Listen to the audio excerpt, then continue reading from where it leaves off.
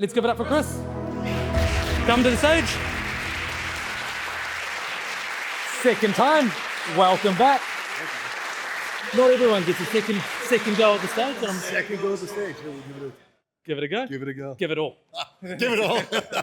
And hasn't he been giving it all here tonight? Give him a hand. Give Daniel a hand for putting the whole thing together. Super cool. It's awesome to be a part of this. And one of the things that I've noticed from a thematic perspective is just the similarity in the human issues. You know, we all have the same issues, the same fears, whether it's not being good enough or we hold ourselves back or we put our power in our shadow. And I certainly went through all that as well. Tonight, I'm going to be here to talk a little bit about AI and transformation. Who here is mind blown by what we can do with AI these days? Raise your hand if that's you. Okay, so it's not just me. Who would love to learn how to use AI in the most powerful way to transform your life, to make more wealth, to have greater depths of fulfillment and peace of mind? Who wants that badly? Raise both hands in the air, go like this, just so I can see it's you. Okay, so we are in the right place. And AI is abundant these days. I mean, we can go on and we have different platforms that we can play with and stuff. Sometimes human capability, not so much.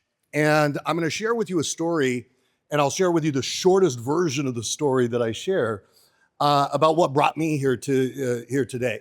I'll rewind the clock back to 2010. I've been in the business of personal and professional development for 30 years. I hope that doesn't age me, but 30 years I've been in the field. In 2010, I had built a company that did $100 million in sales of our seminars and our trainings and our coaching around the planet. We built the largest NLP training company in the world. I had the largest personal and professional development presence in Australia at the time. I'm from California, but Australia was my biggest market. And it all came crashing down in 2010. And the reason why it came crashing down, I used to say it was because my business partner screwed me, all that. You know, that's not the same story I tell today. When I look back on it, one of the things that I didn't recognize was the chronic anxiety that I had throughout my life. Like I was always so stressed out because every problem that happened in the business was an existential crisis because I had my identity so wrapped up in the business that if there was a problem with that, I was going to die. I'd forget to breathe sometimes as I was working. And this is why I say the human issues are all so similar between us. No matter what we create, no matter what we achieve, no matter what type of life or what flavor of existence that we have, the human issues that drive us are very, very similar. The way they're expressed can be a multitude of different ways, whether somebody becomes the type A person that drives himself into oblivion or somebody becomes the helpless victim that never does anything, right? So we express it in different ways, but those root causes are very much the same. So in 2010, I lost everything. I went from millions to penniless overnight. And I remember in 2006, I had been on Richard Branson's private island, and I was having a conversation with him. I said, how do you handle the stress, you know, of the business and stuff? And he says, well, I have no stress. And I couldn't hear that. I didn't believe that because I couldn't imagine business without stress.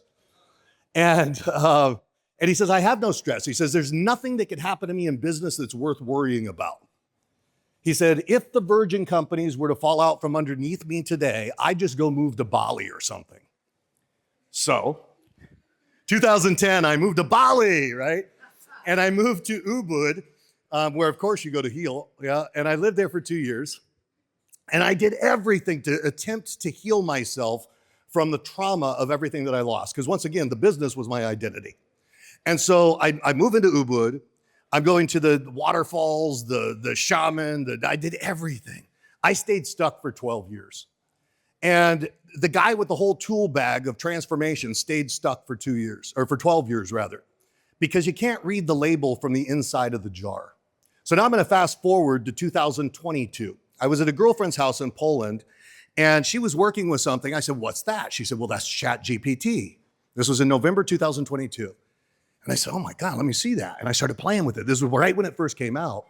And I thought, what if I taught this, all of the transformational processes that I've been teaching for other people? And so I taught it how to do hypnosis, and I taught it how to do NLP, and I kept teaching it and teaching it and teaching it. And sure enough, now I had a sounding board, and I could use it to make change in my own life, and it started to work. I started to change my mindset. I mean, I went from not wanting to live anymore to all of a sudden being inspired by life again. And that was magical. And there were two things. It wasn't the AI that was the hero, and it wasn't the tools of transformation that were the hero. It was the two of them together. And one thing, as I started to elevate my consciousness, I started to build again, I started to get excited again after 12 years of stagnation. And the thing is that with AI, it will amplify anything that the source points it at. And so when you consider you and I as being the users of AI or the pilots of AI, what becomes super important is that we up-level the human operating system to use it in powerful ways. So next week, we're doing a challenge for 5 days. You're all invited. If you go to nextlevelgift.com, write that down, nextlevelgift.com, 5 days, we'll show you how to use it. And we're all being handed a samurai sword, but very few people will become the samurai that can wield it. And that's what our challenge is all about. Hope to see you there, nextlevelgift.com. Thanks, guys. Have an incredible evening.